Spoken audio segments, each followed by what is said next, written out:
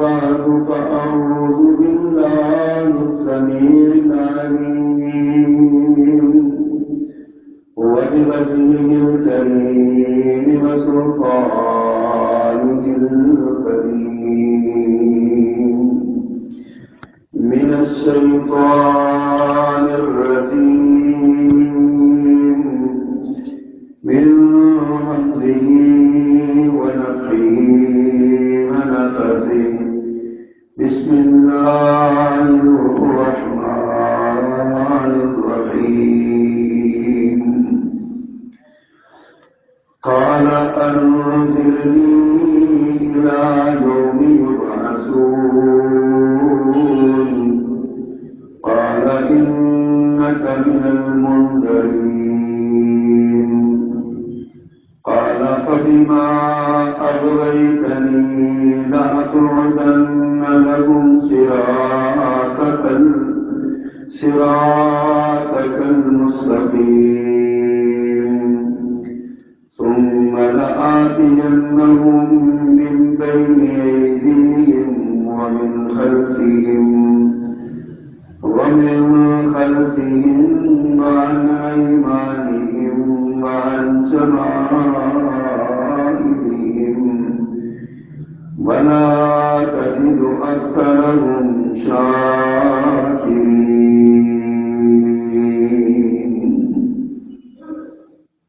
صدق اللہ العظیم. حمد و ثنا و تعریف و تسبیح کے سارے کلمات اللہ رب العزت کے لیے، اللہ ذوالجلال والاکرام کے لیے، اللہ خالق کائنات اور خالق صبح و مساء کے لیے. کائنات کا ذرہ ذرہ اس کے علم میں ہے، اس کی حکومت میں ہے، اس کے حکم میں ہے. عزتوں اور ذلتوں کا مالک ہے، زندگی اور موت کا وہی خالق بھی ہے اور مالک بھی ہے. ہر طرح کی حاجات و مناجات اور دعائیں، التجائیں، ندائیں اور پکاریں سننے کا حق بھی وہی رکھتا ہے. لہذا ہمیں اسی کے سامنے ہاتھ پھیلانے چاہیے اور اسی کے سامنے التجا اور زاری کرنی چاہیے. اور درود و سلام اسی اللہ رب العزت کے محبوب پیغمبر محسن انسانیت سید ولد آدم رسول محتشم حضرت محمد کریم علیہ التحیۃ والتسلیم کی ذات اعلیٰ صفات کے لیے مختصر کلمات حمد و ثنا کے بعد آدم علیہ السلام جو ابو الانبیاء بھی ہیں، ابو البشر بھی ہیں، اس کائنات کے پہلے انسان بھی ہیں، اور اللہ سبحانہ و تعالیٰ نے جن کو اپنے ہاتھوں سے بنایا، ان کی تخلیق سے لے کر آج تک اور آج کے بعد قیامت تک آدم علیہ السلام کے دشمن شیطان کے ساتھ ابن آدم کا مقابلہ جاری ہے، جنگ جاری ہے. جب اللہ سبحانہ و تعالیٰ نے آدم علیہ السلام کو پیدا فرمایا اور ان کو عزت بخشی، فرشتوں اور جنوں کو یہ کہہ کر کہ تم سارے اس کو سجدہ کرو، تو اس وقت شیطان جو ہے یہ انسان کا دشمن بن کے سامنے آیا اور اس نے کہا میں اس کو سجدہ کیوں کروں جبکہ یہ مجھ سے کم تر ہے، یہ مٹی کا بنا ہوا ہے اور میں آگ کا بنا ہوا ہوں. آگ اوپر کو جاتی ہے، میری شان زیادہ ہے، میں اس کو سجدہ کیوں کروں؟ اللہ سبحانہ و تعالیٰ نے اس وقت جو مکالمہ ہوا اللہ اور شیطان کے درمیان، وہ ذکر اللہ نے قرآن میں فرمایا اس مقام پہ. اس کا ایک حصہ میں نے آپ کے سامنے پڑھا ہے. جب اللہ سبحانہ و تعالیٰ نے شیطان کو یہ حکم دیا کہ تم یہاں سے چلے جاؤ، فخرج انک من الصاغرین، تم یہاں سے نکل جاؤ، تم ذلیل و رسوا ہو، تم ذلیل ہو، تمہارا تو شیطان نے اس وقت اللہ رب العزت کے سامنے دست سوال دراز کیا اور کہا انظرنی الی یوم یبعثون، ٹھیک ہے میں چلا جاتا ہوں، میں نہیں رکتا یہاں پہ، لیکن میری ایک آپ سے دعا اور درخواست ہے کہ مجھے قیامت کے دن تک مہلت دیجیے، میری زندگی ختم نہ ہو، قیامت آئے تو مجھے موت آئے، مجھے مہلت دیجیے۔ اللہ نے فرمایا انک من المنظرین، جو تمہیں مہلت دی گئی تم مہلت حاصل کر لو۔ آگے اس نے اپنا ایک ایجنڈا اور اپنا اس نے منشور پیش کیا، اپنا نقطۂ نظر اور نظریہ پیش کیا۔ ہر ایک بندے کا ایک اسکول آف تھاٹ ہوتا ہے، ایک نظریہ ہوتا ہے، اس نے اپنا نظریہ یہ پیش کیا، کہنے کا فبیما اغویتنی، کیونکہ اس کی وجہ سے مجھے یہ دن دیکھنا پڑا ہے اور میں یہاں سے رسوا ہوا ہوں، راندہ درگاہ ہوا ہوں، میں دھوکے میں اس کی وجہ سے پڑا ہوں، لَأَقْعُدَنَّ لَهُمْ صِرَاطَكَ الْمُسْتَقِيمَ، اب میں ان کے جو صراط مستقیم ہے اس راستے میں بیٹھ جاؤں گا۔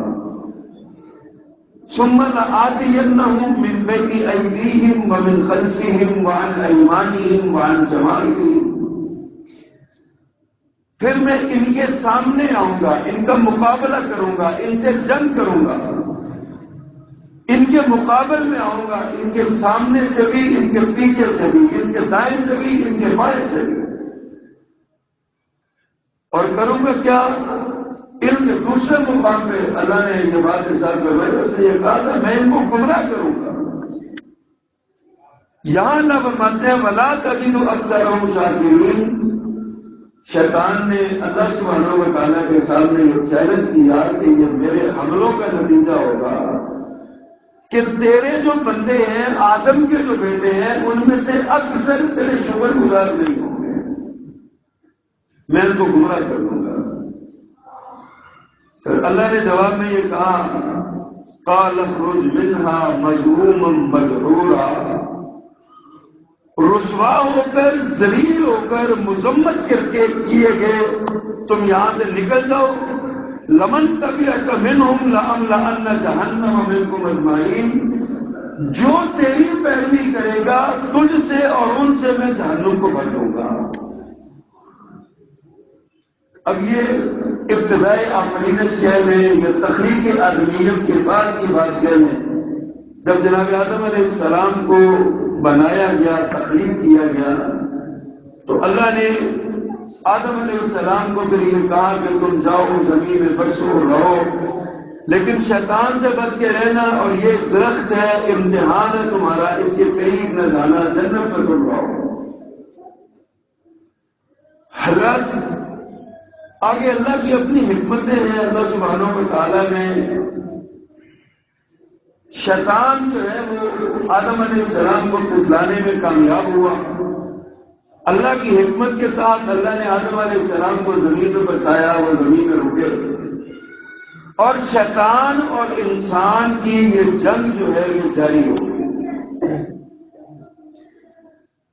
آج تک شیطان اپنا منصوبہ جو پہلے دن اس نے اپنا ایجنڈا اور منشور اپنا پیش کیا، اس کا جو مینیفیسٹو تھا، وہ جو اس سے پہلے دن اللہ کے سامنے رکھا تھا، آج نہ جانے ہزاروں سال گزرے ہیں کہ لاکھوں سال گزرے ہیں، کتنا وقت گزرا ہے، شیطان اپنے ایجنڈے پر آج بھی عمل کر رہا ہے۔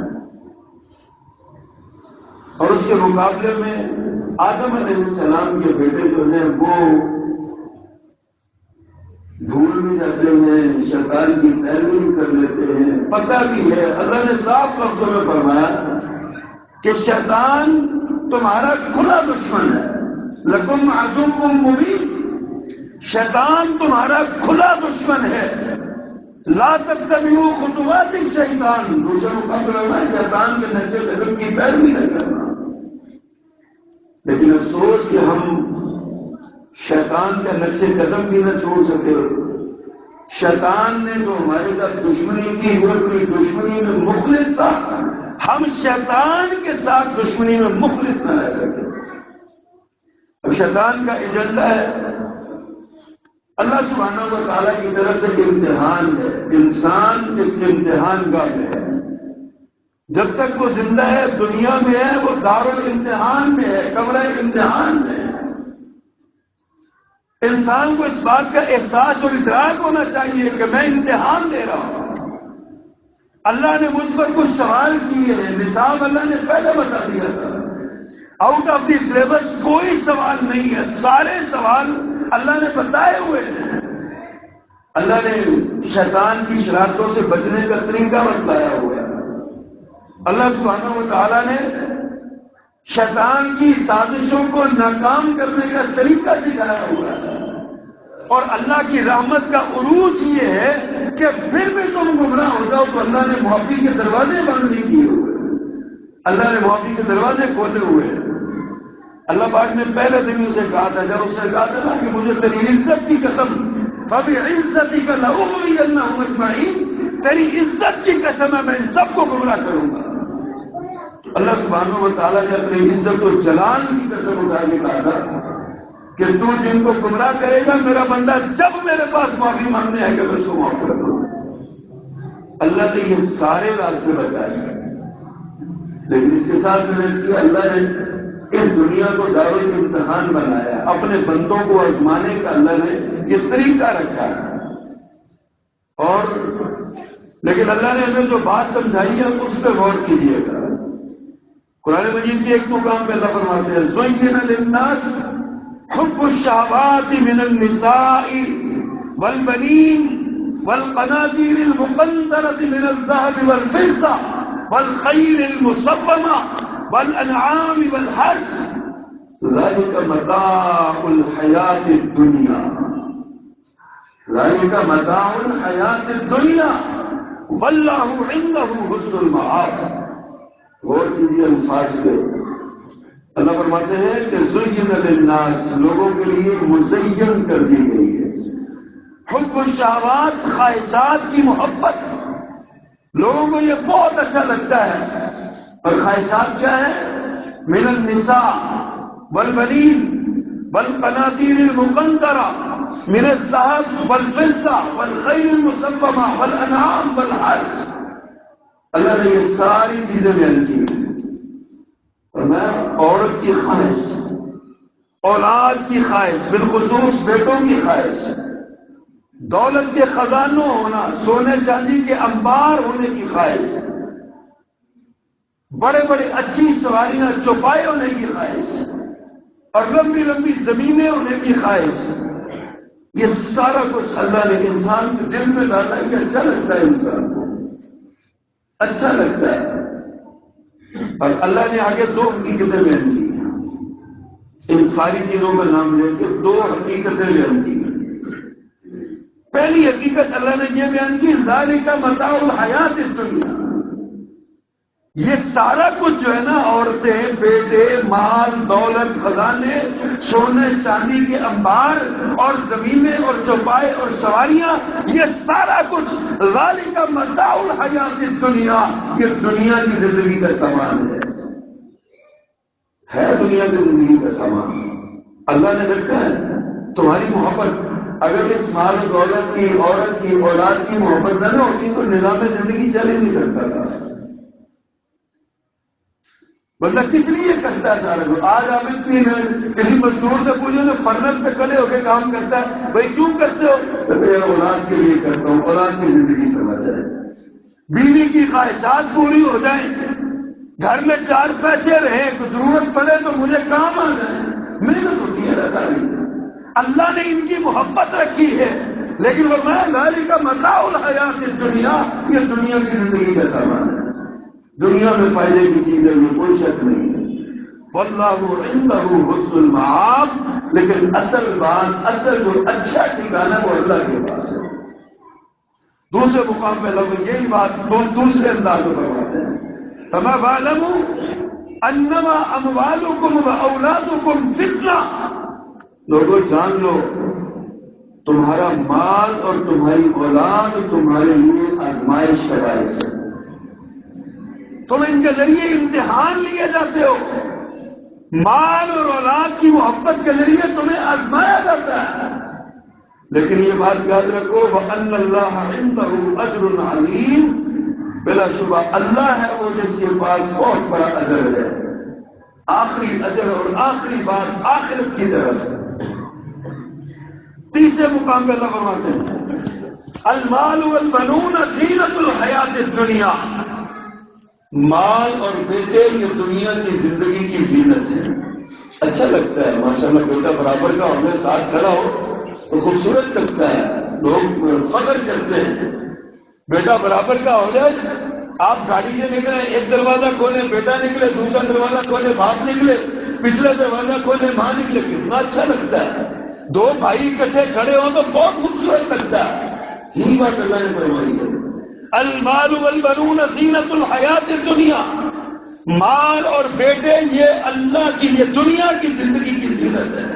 ان کے ساتھ حسن ہے، چار پیسے جیب میں ہو بندہ اچھا لگتا ہے، لوگوں کو دل چاہتا ہے کہ ہمارے پاس پیسے ہو، لیکن اللہ فرماتے ہیں والباقیات الصالحات خیر عند ربک ثوابا وخیر املا، لیکن باقی رہنے والے نیک اعمال اللہ کے ہاں باعث ثواب اور بہت اچھی امید کا باعث ہو سکتے ہیں۔ سیدنا عثمان غنی رضی اللہ تعالیٰ عنہ سے بعض صحابہ کرام نے ساتھیوں نے پوچھا امیر المومنین یہ باقیات الصالحات کیا ہے، جو باقی رہنے والے اعمال ہیں یہ کیا ہے جو ہم ان کو اپنے پاس سنبھال لیں؟ تفسیر پوچھی نا، تو جناب عثمان غنی رضی اللہ تعالیٰ جو پیارے پیغمبر کے بڑے لاڈلے شاگرد تھے، صحابی تھے، آپ کے دوہرے داماد تھے، آپ کے محبوب تھے، آپ کے پیارے تھے، پیارے پیغمبر کی بڑی خاص نوازشیں تھیں آپ پر، بڑی محبتیں تھیں۔ ظاہر ہے جس پر نوازشیں ہیں اس کو بڑی خاص تعلیم بھی دی جاتی ہے، راز کی بڑی خاص باتیں بتائی جاتی ہیں۔ ایک بندہ آپ کی دکان پہ 25-30 برس سے کام کر رہا ہے نا، آپ اس کو اپنی تجوری کا وہ کوڈ نہیں دیں گے چاہے کتنا بھی قابل اعتماد ہو، لیکن وہیں پہ آپ کا بیٹا آ کے بیٹھ جائے، لاڈلا آ کے بیٹھ جائے، آپ اس کو وہ کوڈ دے دیں گے کیونکہ آپ کو پتا ہے وہ آپ کا اپنا ہے۔ تو جو خاص ہوتے ہیں ان کو تعلیم بھی خاص ملتی ہے۔ حضرت عثمان رضی اللہ تعالیٰ نے باقیات الصالحات کی تعریف کی، صحابیوں نے ساتھیوں نے پوچھا امیر المومنین یہ باقیات الصالحات کیا ہے؟ تو امیر المومنین نے ارشاد فرمایا لا الہ الا اللہ وسبحان اللہ والحمد للہ واللہ اکبر ولا حول ولا قوت الا باللہ، یہ باقیات الصالحات ہے۔ جو بندہ ان کا وظیفہ کرتا ہے، سبحان اللہ پڑھتا ہے، الحمدللہ پڑھتا ہے، لا الہ الا اللہ پڑھتا ہے، اللہ اکبر پڑھتا ہے، لا حول ولا قوت، اور یہ لا حول ولا قوت الا باللہ سے والے حدیث میں آتا ہے یہ جو اللہ سبحانہ و تعالیٰ کا عرش ہے نا، عرش، اس عرش کے نیچے جو بڑے ہی خاص خزانے ہیں نا، بڑے ہی خاص خزانے، ان میں سے ان خزانوں میں سے ایک خزانہ لا حول ولا قوت الا باللہ جو اللہ نے اپنے بندوں کو، اپنی مخلوق کو عطا فرمایا۔ یہ باقیات الصالحات ہے، باقی رہنے والے نیک اعمال ہیں۔ اور اللہ سبحانہ و تعالیٰ نے یہی کہا نا المال والبنون زینت الحیات الدنیا، مال اور اولاد اور بیٹے یہ سب دنیا کی زندگی کی زینت ہے، لیکن والباقیات الصالحات خیر عند ربک ثوابا وخیر املا۔ اولاد کی بات ہوئی، مال کی بات ہوئی، اب عورت یہ بھی اللہ کی بہت بڑی نعمتوں میں سے نعمت ہے۔ پیارے پیغمبر صلی اللہ علیہ وسلم نے نا عورت کے دو روپ اور دو کردار ہمارے سامنے پیش کیے ہیں۔ عورت کا ایک روپ جو پیارے پیغمبر صلی اللہ علیہ وسلم نے بیان فرمایا وہ یہ فرمایا الدنیا متاع وخیر متاع الدنیا المرأة الصالحہ، فرمایا دنیا ساری کی ساری ویسے تو فائدہ اٹھانے کی چیز ہے، دنیا سے فائدہ اٹھایا جائے، متاع ہے، متاع بہترین چیز ہے، لیکن خیر متاع الدنیا، دنیا کی سب سے بہترین چیز اگر کوئی ہے المرأة الصالحہ، نیک عورت، ایسی عورت جس کو دیکھ کے انسان کو سکون ملے۔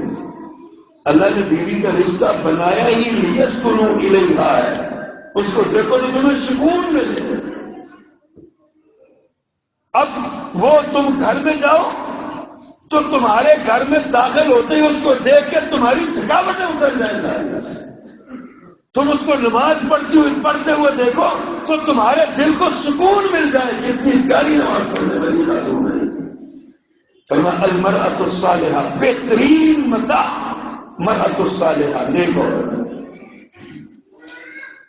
اور دوسرے مقام پہ آپ فرماتے ہیں حبب الی النساء والطیب،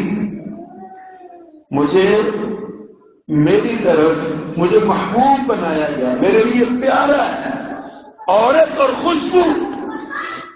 مجھے عورت سے محبت ہے. کیوں؟ عورت معاشرے کو کمزور کرتا ہے، اس پر زیادتی ہو جاتی ہے، اس پر ظلم ہو جاتا ہے. لیکن کئی مرتبہ اس کے برعکس بھی ہو جاتا ہے. کئی عورتیں بڑی ظالم ہوتی ہیں، عورتیں بڑی. لیکن پیارے پیغمبر نے ایک مجموعی کردار پیش کیا ہمارے سامنے. فرمایا حبب الی النساء، مجھے عورتوں کی محبت دی گئی، والطیب اور خوشبو کی محبت دی گئی، مجھے خوشبو پیاری لگتی ہے. فرمایا وجعلت قرۃ عینی فی الصلاۃ، اور میری آنکھوں کی ٹھنڈک نماز میں رکھ دی گئی ہے، مجھے نماز میں مزہ آتا ہے. اور تیسرا آپ کا فرمان ہے، آپ نے جب آخری آپ کی زندگی کے لمحات ہیں نا، اس وقت جو آپ نے وصیتیں کی ان میں آپ نے عورتوں کے بارے میں خاص وصیتیں فرمائی. یہ ایک روح کا عورت تھا، ماں کی حیثیت میں، بہن کی حیثیت میں، بیٹی کی حیثیت میں، بیوی کی حیثیت میں. عورت اس کے بغیر گھر مکمل نہیں ہوتا، اس کے بغیر بندہ مکمل نہیں ہوتا. یہ ایک روح کا عورت ہے، ایک کردار ہے، ایک صورت ہے اس کی. لیکن اسی عورت کا ایک اور روح بھی پیارے پیغمبر صلی اللہ علیہ وسلم نے پیش کیا. اللہ اکبر. اور اس میں کیا ہے؟ النساء حبائل الشیطان، عورتیں جو ہے یہ شیطان کا جال ہے. شیطان انسان کو عورت کے ذریعے زیادہ گمراہ کرتا ہے. دوسرے مقام پہ آپ نے کیا فرمایا؟ ما ترکت بعدی فتنة اضر علی الرجال من النساء، اپنے بعد میرے دنیا سے رخصت ہونے کے بعد میں اپنی امت کے مردوں کے لیے عورت سے بڑا کوئی فتنہ نہیں سمجھتا. عورت سب سے بڑی آزمائش ثابت ہوگی میری امت کے لیے. ایک کردار اور ایک روپ عورت کا ہی ہے. میرے آقا نے کہا فرمایا المرأۃ عورۃ، مرأة عورت جو ہے نا، عورت یہ پردے کی چیز ہے. عورت کا معنی ہی پردہ ہے. المرأۃ عورۃ، عورت پردے کی چیز ہے. فإذا خرجت استشرفها الشیطان، جب یہ باہر نکلتی ہے تو شیطان اس کو دیکھتا ہے، اس کی طرف توجہ کرتا ہے. یہ جو نوجوان گلیوں میں، چوکوں میں، چراہوں میں کھڑے ہو کے عورتوں کو تاکتے ہیں نا، بھول جاتے ہیں کہ ہماری بیٹی ہو سکتی ہے، ہماری بہن ہو سکتی ہے، ہماری ماں ہو سکتی ہے. وہ جو گندی نظروں کے ساتھ دیکھتے ہیں، میرے آقا نے اس کو شیطان کا دیکھنا قرار دیا ہے. لیکن سبب عورت ہی ہے. اور یہ جو فتنہ ہے نا، اللہ اکبر، عورت ایک فتنہ ہے نا. آقا نے فرمایا کہ میں دیکھتا ہوں سب سے زیادہ مرد کے لیے کو بات کرتے گی. تو یہ فتنہ کیسے ہو سکتا ہے؟ علماء تفسیر اور علماء حدیث نے بڑی خوبصورت بات لکھی ہے کہ ہر وہ چیز جو یاد الہی سے غافل کر دے وہ فتنہ ہے. اور اگر کسی عورت کی محبت میں بندہ رب کو بھول جائے، کسی نیکی کے کام کو بھول جائے، اس کے ساتھ مست ہو جائے، تو یہ سب سے بڑا فتنہ کون سا ہو سکتا ہے؟ سیدنا ابوبکر صدیق رضی اللہ تعالیٰ کے بیٹے تھے، عبداللہ ان کا نام تھا. انہوں نے ایک عاتقہ بنت زید بن عمر بن نفیل نامی خاتون سے شادی کی. اللہ نے حسن و جمال وافر دیا تھا اس کو. حضرت عبداللہ بن ابو بکر کے دل میں اس کی محبت گھر کر گئی. بہت اس بیوی کے ساتھ بے انتہا محبت ہو گئی. اس کے بغیر جیتے ہی نہیں تھے، رہتے ہی نہیں تھے اس کے بغیر. اس کے ساتھ ہی رہتے تھے، ساتھ ہی رہتے تھے. نیک اعمال میں سستیاں ہونے لگی، حتیٰ کہ جہاد کے لیے ایک جذبہ جو وہ مان پڑنے لگا. اب باپ جو ہوتا ہے نا، باپ کو باپ صحیح وہی ہوتا ہے جو اپنے بچے کی حرکات و سکنات پہ نظر رکھے، اس کے معاملات پہ توجہ رکھے کہ میرا بیٹا کتنے بجے آ رہا ہے، کہاں سے آ رہا ہے، دوست کون سے ہیں، اس کی جیب میں کتنے پیسے دیتا ہوں، ہوتے کتنے ہیں، اس کے اخراجات کتنے ہیں، معاملات وہ سیانا باپ کی سارے کام کرتا ہے۔ جناب صدیق اکبر رضی اللہ تعالیٰ عنہ نے دیکھا کہ صاحبزادہ صاحب کا جو نا معاملات کچھ بگڑ رہے ہیں، انہوں نے ایک دن طلب کر لیا، اپنے پاس بٹھایا اور بڑی محبت سے کہا طلق هذه المرأة، میرے لاج اس عورت کو طلاق دے دو۔ صدیق اکبر نے، ابو بکر نے عبداللہ اپنے بیٹے سے کہا طلق هذه المرأة، تو میرے بیٹے اس عورت کو طلاق دے دو۔ سبب کیا ہے، وجہ کیا، وجہ دیکھیے کیا، فَإِنَّهَا قَدْ شَغَلَتْكَ عَنِ الْغَزْوِ، اس کی محبت نے تجھے جہاد سے جو ہے نا مشغول کر دیا ہے، دور کر دیا ہے، جذبہ جہاد مان پڑ گیا ہے، اس وجہ سے اس عورت کو طلاق دے دو۔ اب غور کیجیے، آج لوگ مسئلہ پوچھتے ہیں کہ باپ کے کہنے پہ طلاق دینا ضروری ہے۔ اگر پیچھے یہ شرعی عذر ہو، باپ یہ کہے کہ بیٹا تیری بیوی نماز نہیں پڑھتی، اس کو سمجھاؤ، وہ پھر بھی باز نہ آئے، پھر بھی باز نہ آئے، پھر باپ کہے کہ جس گھر میں نماز نہیں ہوتی اس عورت کو میرے گھر میں رہنے کا حق نہیں ہے، اس کو طلاق دے دو، پھر بچے پر فرض ہو جاتا ہے اس کو طلاق دینا۔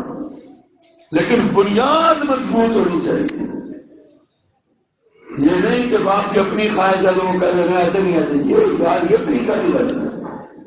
ہماری بدقسمتی ہے، ہم نا دو انتہاؤں پہ کھڑے ہو جاتے ہیں، فدا ہونے پہ آتے ہیں تو تن من دھن قربان کر دیتے ہیں، نفرت کرنے پہ آتے ہیں تو سر کے بالوں سے لے کے پاؤں کے ناخنوں تک نفرت بن جاتے ہیں، جبکہ اسلام کے اعتدال کا دین ہے۔ محبت میں بھی اعتدال رکھو اور نفرت میں بھی اعتدال رکھو۔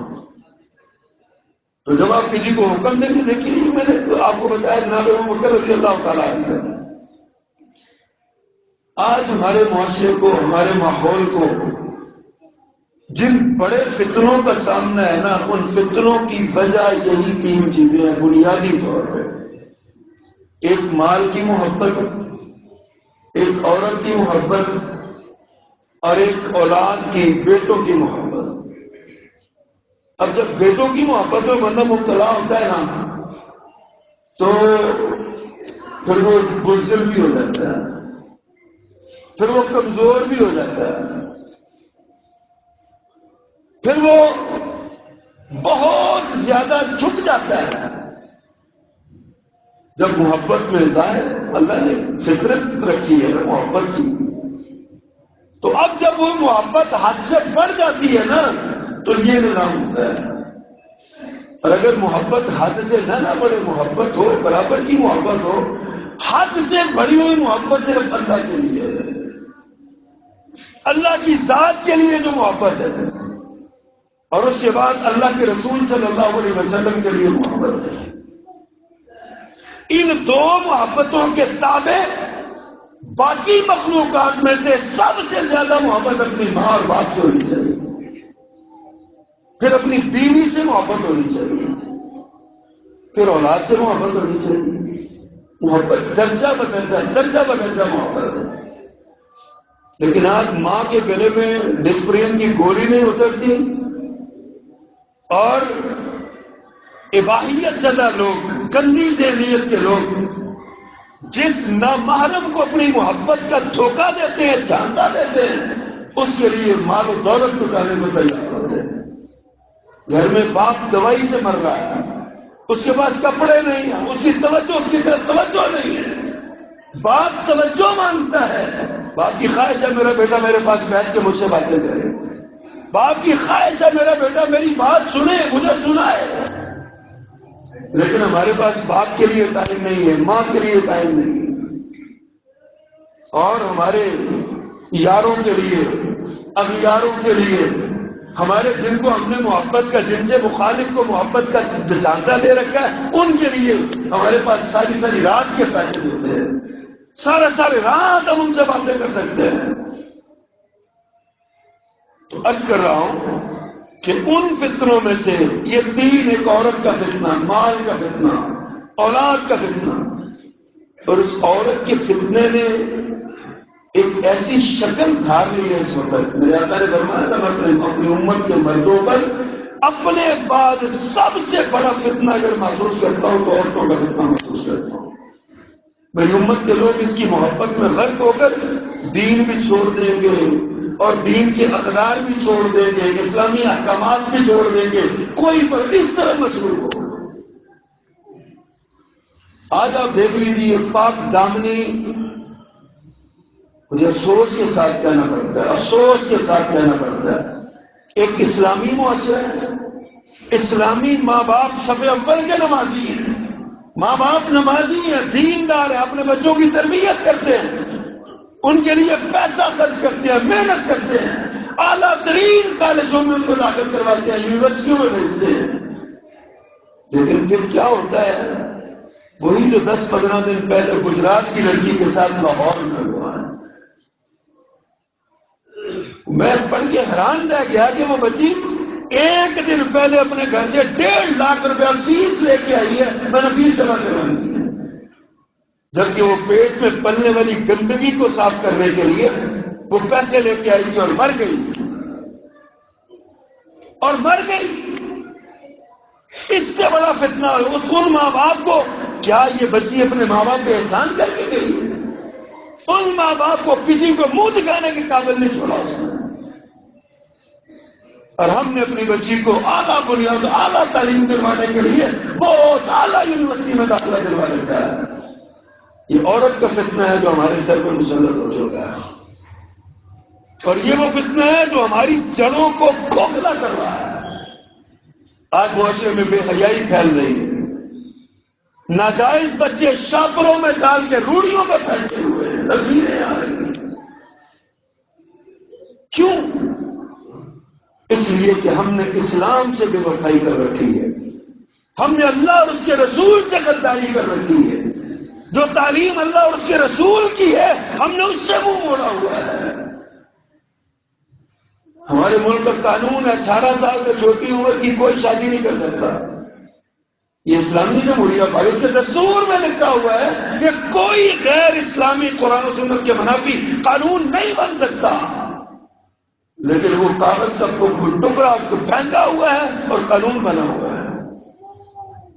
18 سال کے بعد اس کی مرضی ہے وہ جائز طریقے کے ساتھ یا ناجائز طریقے کے ساتھ اپنی خواہش پوری کرے. اگر ناجائز طریقے سے کرے تو اس کو حوصلہ افزائی دی جاتی ہے، اعلیٰ چلی دی جاتی ہے.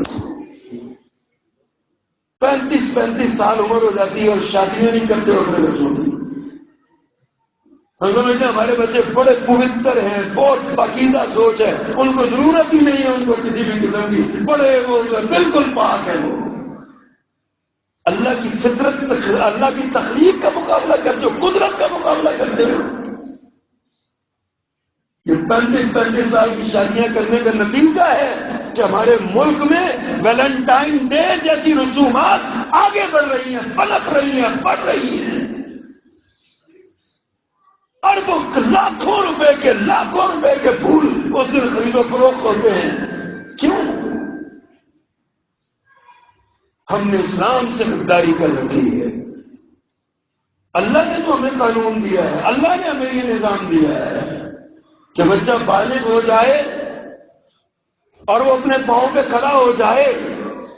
آپ نے فرمایا یا معاشر الشباب من استطاع منکم الباءۃ فلیتزوج.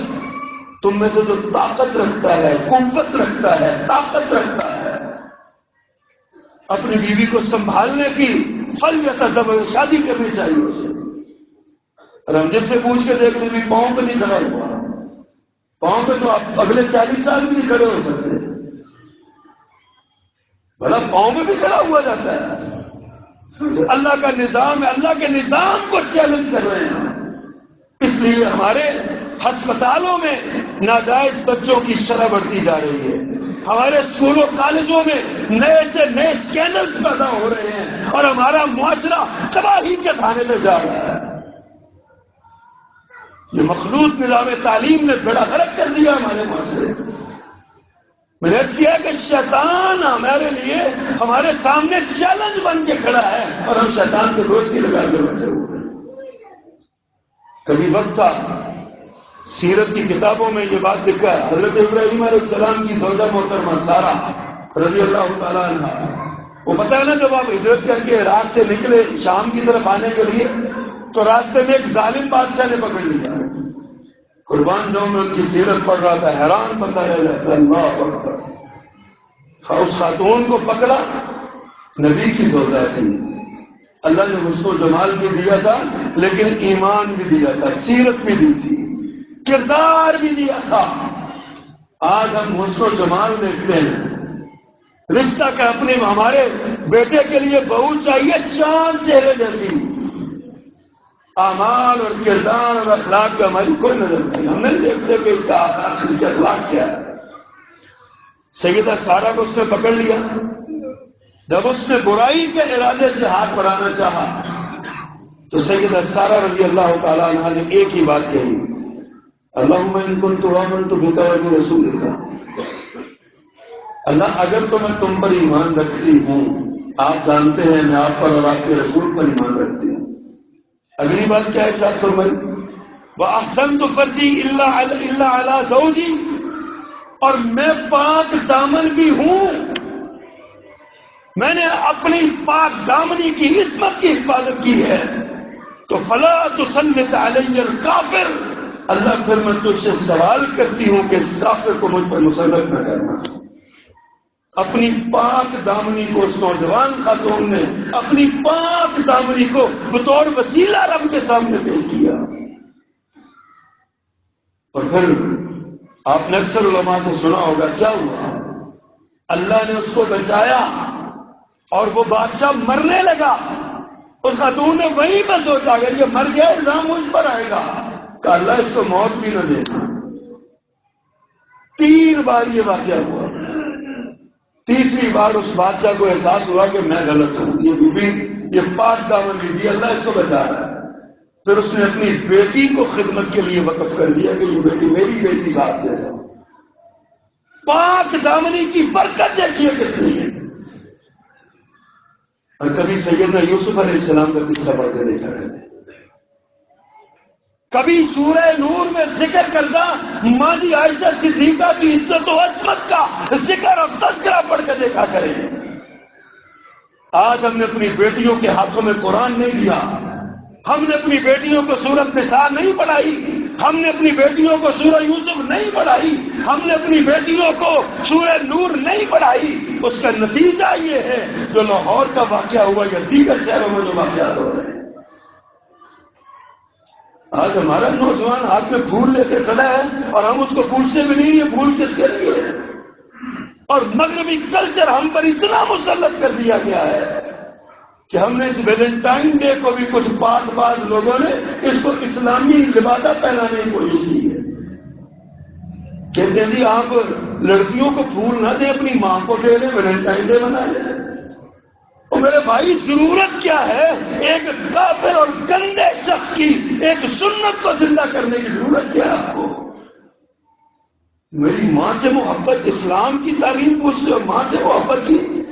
میرا اسلام تو کہتا ہے ماں کا چہرہ ایک بار دیکھو حج کا ثواب ملتا ہے، حج بھی قبول کیا ہوا مقبول حج کا ثواب ملتا ہے۔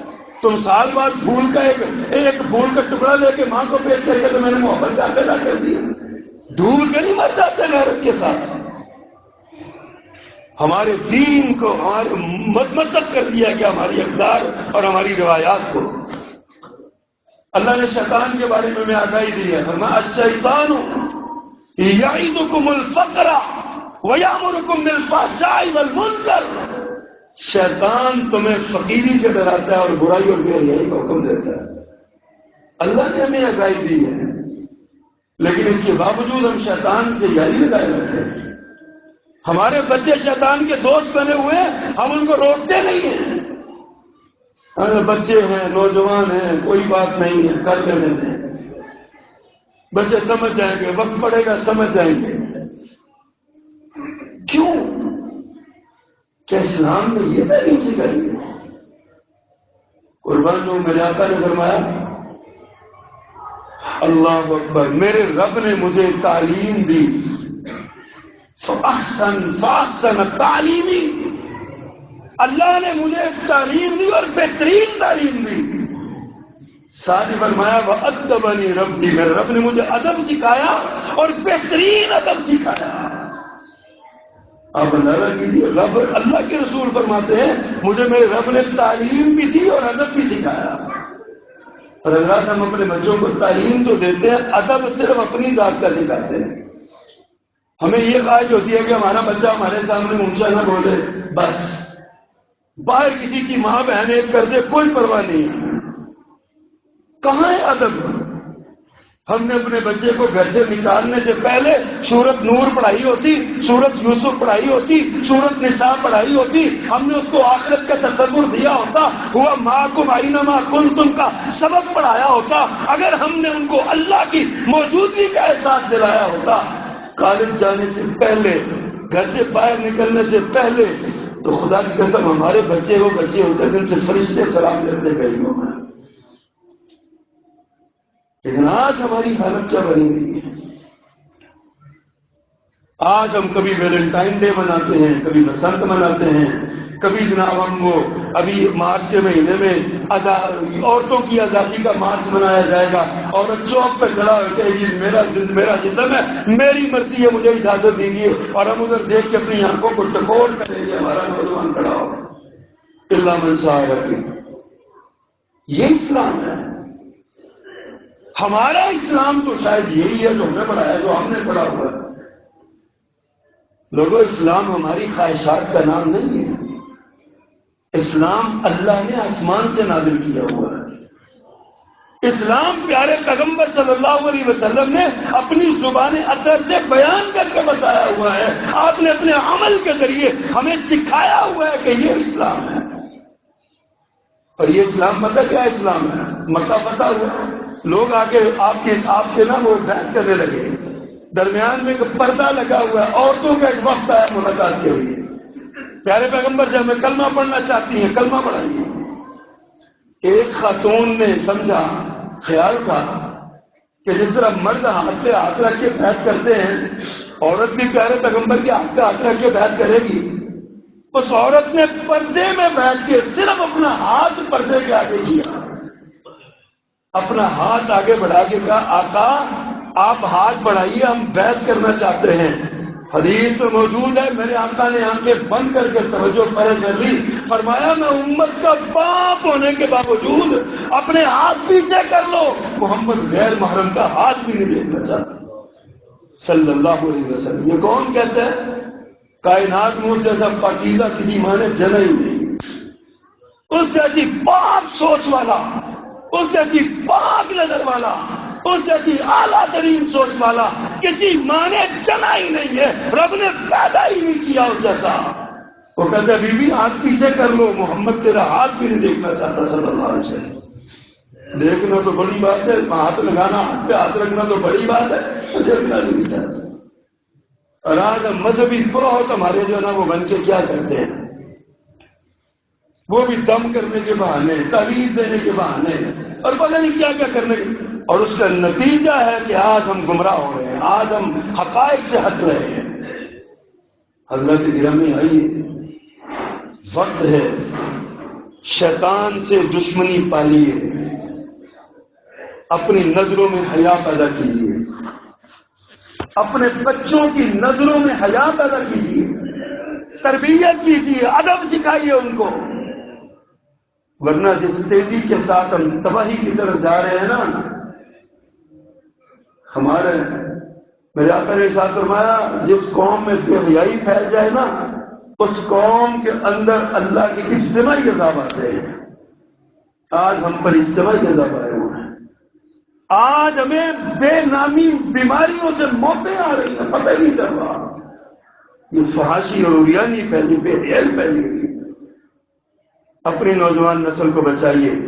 شیطان نے کہا تھا فَبِمَا أَغْوَيْتَنِي، اس کی وجہ سے مجھے ٹھکرایا گیا، اب میں اس کے راستے میں بیٹھا ہوں، میں اس کو گمراہ کروں گا. شیطان راستے میں بیٹھا ہوا ہے، آپ دیکھ لیجیے آپ نے اس سے کیسے بچ کے نکلنا ہے. اللہ ہمیں شرم و حیا نصیب فرمائے، اللہ ہمیں دین پر عمل کرنے والا بنائے۔